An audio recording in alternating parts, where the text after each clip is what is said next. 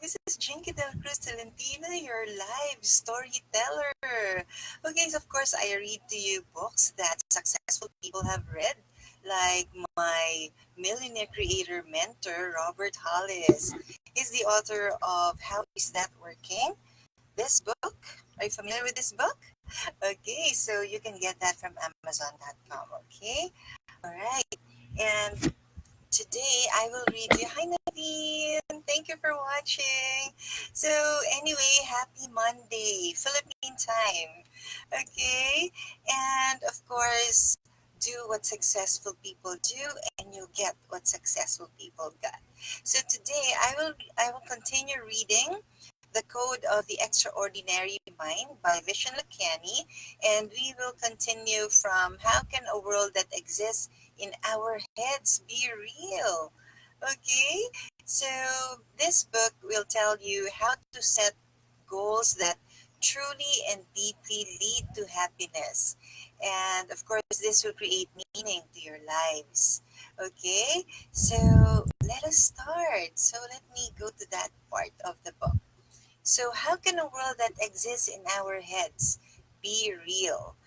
Consider these examples of mental constructs we have created that do not exist in the physical world, but that are very real to us. We can't draw a calorie or point to one, but we believe that eating too many will give us love handles. We can't touch or see meditation, but more than 1,400 scientific studies show that it influences body and mind in positive ways, from improving longevity to enhancing creativity. You and I may not agree on how to define God, but God exists in different and unique ways to many people, and much of human society is based on it. Even if one takes the view that God is imaginary, it remains a powerful syntax in the brain that influences how millions live their lives. Corporations don't actually exist in the physical world. You fill you fill out forms and get a piece of paper declaring the formation of the entity. But that piece of paper establishes a series of laws and constructs that allow a group of people to come together and build something they couldn't have built on their own. We can't see or touch laws. They're just agreements among groups clustered in communities called cities, states, and countries. But they allow enormous groups of people to live in relative harmony. There's a widespread construct called marriage in which two people are expected to commit to each other for the rest of their lives. And yet, every culture has different ideas of what that commitment should mean physically, emotionally, and financially. In many cultures, there's a construct called retirement in which people are expected to alter their activities dramatically after a certain age. There are no actual borders drawn on the earth, and the subjectivity of borders becomes painfully obvious when we summarily redraw them, as often happens at treaty time. Yet billions of people belong to border defined places called nations. In this way, our thoughts literally do construct our world. We create and receive these constructs. We transmit them from generation to generation. They can be incredibly empowering or completely restrictive. For the convenience of being able to operate mindlessly in a complex world, we accept many of these culturescape constructs as true. The problem is, much of them are long past their expiration dates. Stepping out of the culturescape. If so much of what we call life is mostly created by our thoughts and beliefs, then much of what we take to be real, all the constructs, rules, and shoulds of the culturescape, is nothing more than an accidental tweak of history. For the most part, there's no rational basis to prove that what we're doing is the right way or the only way to do things. Much of what you think is true is all in your head. How did it get there? As Steve Jobs said, it was made up by people no smarter than you. Once you understand that the rules aren't absolute, you can learn to think outside the box and live beyond limits imposed by the culturescape. Realizing that the world you're living in exists inside your head puts you in the driver's seat. You can use your own mind to deconstruct the beliefs, systems, and rules you've been living with. The rules are very real in the sense that they actually govern how people and societies act. But very real does not mean very right. The culturescape is so strong, so self reinforcing, that it convinces us that life must unfold in a particular way. This is fine if you'd like to live a regular, safe life. There's nothing wrong with that. The problem happens when safety gives rise to boredom and eventually stagnation. We start our lives strong. As children, we learn, grow, and change at an exhilarating pace. Yet, for most people, once they graduate from college and start their careers, that growth slows down and eventually leads to a creeping, boring stagnation. If you were to draw this as a graph, it would look something like this. Let me show you. Okay, oops. Can you see this? Oops. Sorry.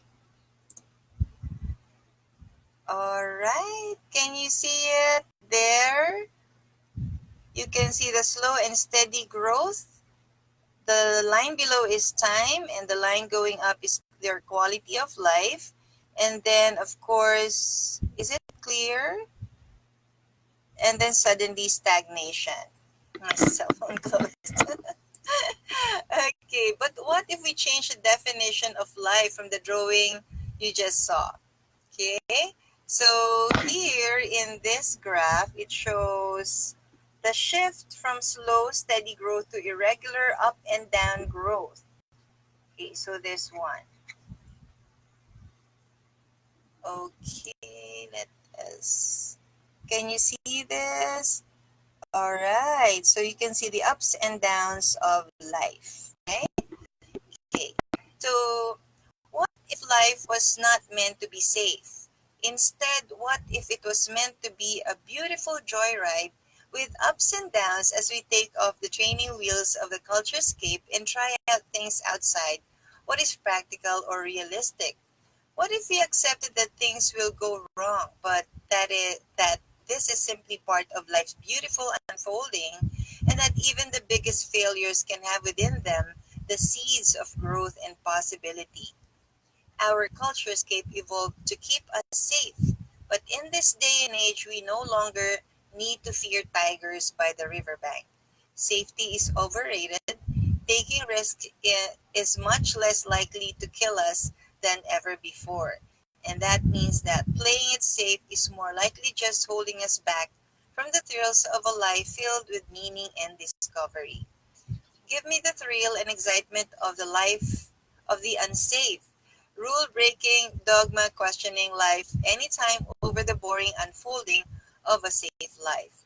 The common thread between every extraordinary individual we'll talk about in this book is that they all question their culturescape. They question the meaning of careers, degrees, religions, ways of living, and other be safe rules. In many cases, their willingness to break away from the culturescape was resulted in innovations and new beginnings that will shift the future of humanity. One such person is Elon Musk.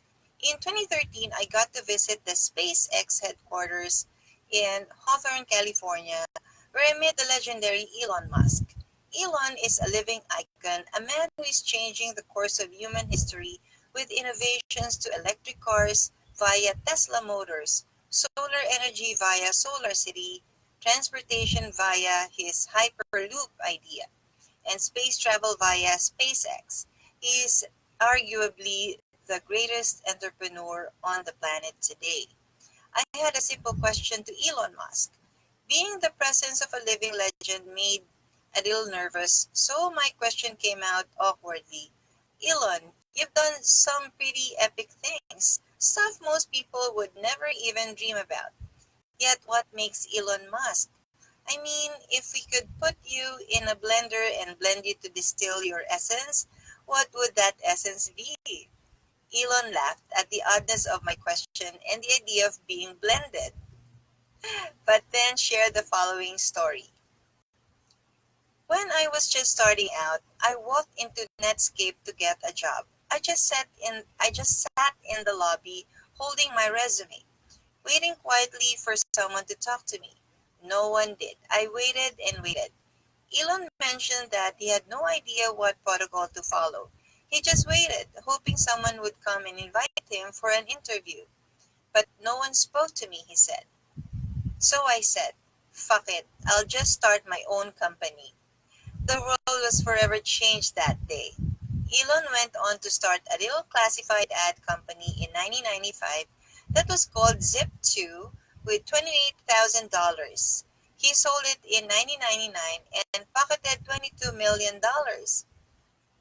He then used a windfall to start a company to challenge the rules of commercial online banking, which evolved into PayPal. But he didn't stop there. In 2002, he started SpaceX to build a better rocket, and in 2008, he assumed the leadership of Tesla Motors to help make electric cars mainstream.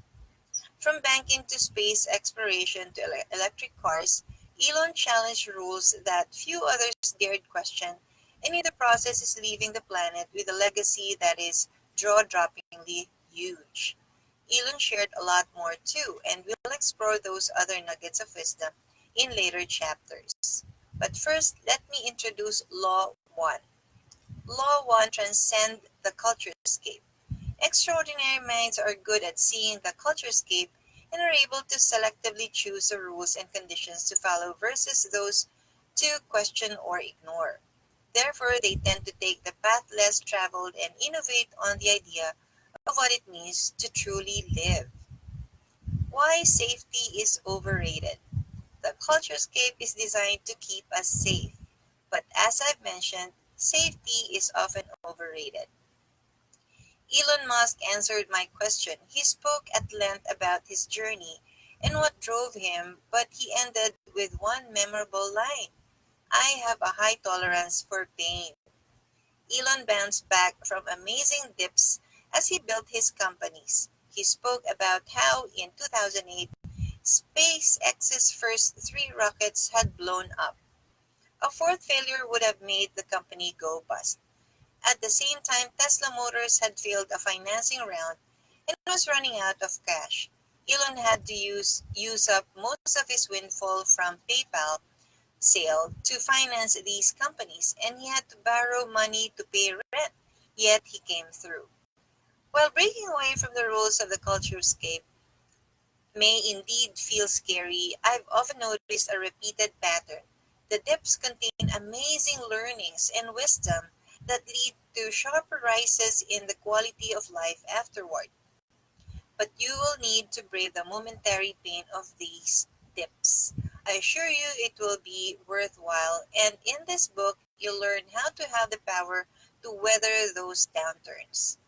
Every crappy experience I've had, from having my heart broken to almost having to leave my own company due to a conflict with a business partner, to depression and staring down gaping dark holes of the mind, led to some small but significant insight or awakening that boosted the quality of my life and made me stronger.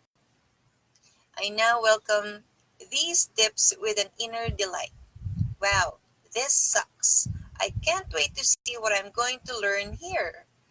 One of these dips, of course, was my Microsoft mishap, followed by my mediocre graduation. With no other job prospects after losing my Microsoft opportunity, I moved to New York City and went to work at a nonprofit at the salary level officially below the poverty line. My family and friends thought I was crazy. Earning a salary officially below the poverty line meant that I could not afford my own apartment. At Microsoft, I had a killer apartment with my own bedroom. In New York City, I shared a studio in Chelsea with a coworker named James, a dirty little apartment with furniture that the previous tenants had salvaged from the street. Our sofa and mattresses were covered with black marks that could have been soot, mold, or worse. I dared not imagine what. But I do vividly remember one night in May 2000.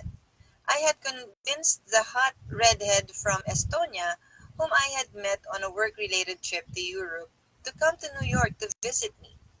The only problem was that she was going to be staying with me in my awful Chelsea apartment, something I was deeply embarrassed about. Christina arrived at my apartment and was so thrilled to be in New York that she immediately hopped onto James' bed and started jumping up and down in the excitement of finally visiting New York. That's my roommate's bed, I said. Mine is over there. You have a roommate, so you don't live here by yourself? But how do we, have some privacy? She asked, shocked and a little bewildered. I pointed to the inspired solution I had rigged up so we could have privacy. A pink shower curtain that, with a few pulls, created a mock wall separating my little nook in the studio from the rest of the shared space with James. Yes, I was too broke to afford real curtains. It was plastic and ugly, but it offered just enough privacy to make our nights memorable. I seriously don't know what Christina saw in me, but 3 years later we got married. Today we have two beautiful kids and a home with really nice curtains. I would never have met my wife if I had not quit Microsoft, lost all my other job options, and ended up broke in New York. A series of unfortunate dips lined up one by one that resulted in one sharp booming spike, meeting the woman I would marry and having the children I have today. See, there is beauty in the dips. We try to avoid them by sticking to the passed down rules of the culturescape, only to wake up one day wondering how we missed out on so much. Don't let that be you. Life has a way of taking care of you no matter how dark it can sometimes feel. I promise. There's more to it, of course. You need to learn how to change the rules. Chapter 2. How to Heal Your Mind, Chapter 3. How to Remove Dangerous Beliefs, Chapter 4. How to Learn New Things Incredibly Fast, Chapter 5. How to Be Lucky, Chapter 6. How to Find Happiness, Chapter 7. And how to know what to seek, Chapter 8. And then there's Weathering the Inevitable Storm, Chapter 9, Finding Your Calling, Chapter 10, and lots more.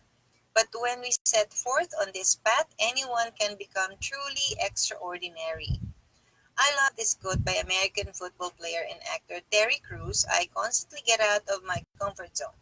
Once you push yourself into something new, a whole new world of opportunities opens up. But you might be hurt. But amazingly, when you heal, you are somewhere you've never been. You can be 12 or 80. It's never too late to question the rules and step out of your comfort zone. What's next? In the coming chapters, I'll help you examine the beliefs and systems of your life and decide which ones are moving you forward and which are holding you back.